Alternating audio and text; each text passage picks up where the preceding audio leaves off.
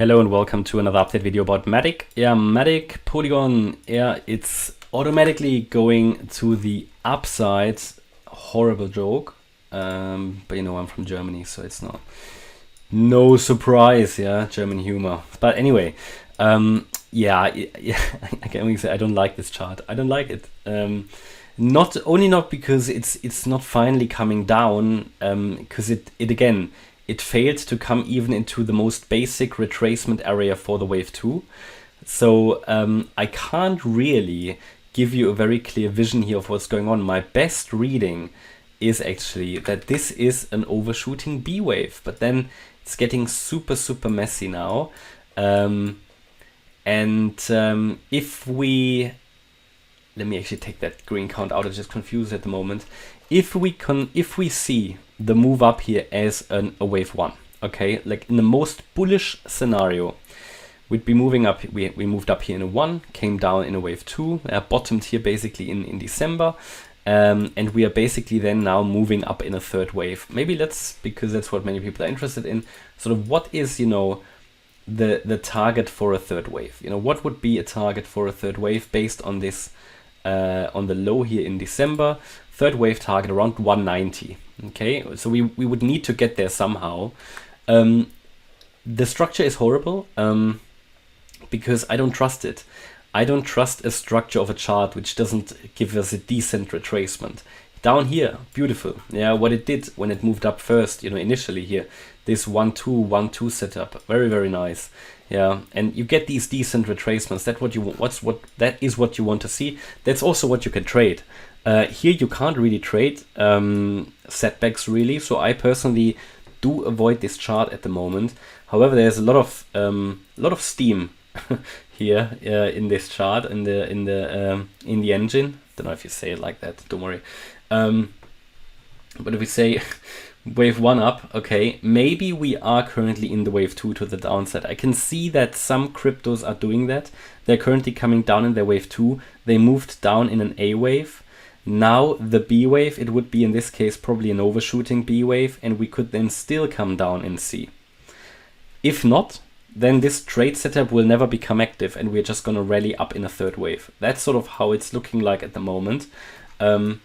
But it just increases, also here the structureless increase just increases the risk of actually coming down. Now for me, you know, there's nothing to do sort of for me. I'm waiting for that setup. I don't trust this chart. I'm very honest, and I think there's no harm in saying that because there is something weird going on here. And I think this issue back in November, this sort of damaged the chart a little bit.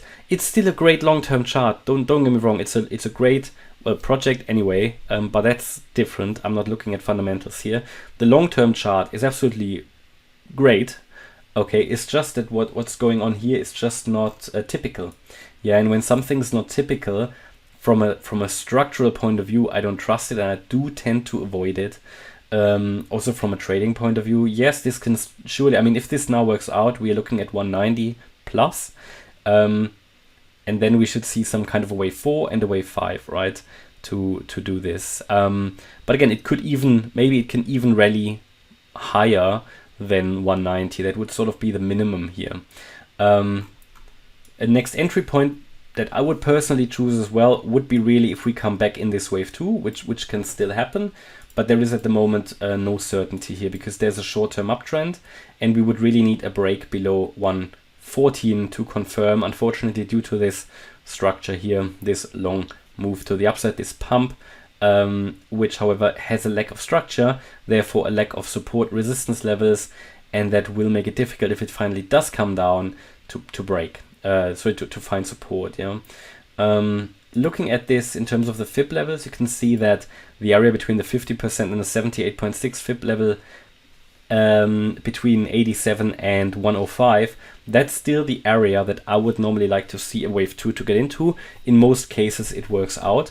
If a coin doesn't do it, I tend not to trust it, yeah, because something is going on that I don't understand. And it means that we just might need to be a bit patient, right?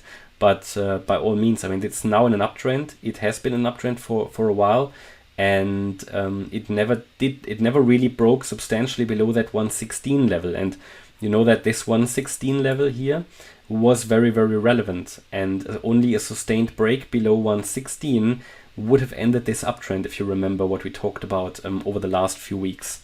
So it never broke below 116, and it could really be this overshooting B wave. I mean, why could it be? Because the move down, you know, it could be a three-wave structure here. Actually looks fairly clearly like a three-wave structure, ABC.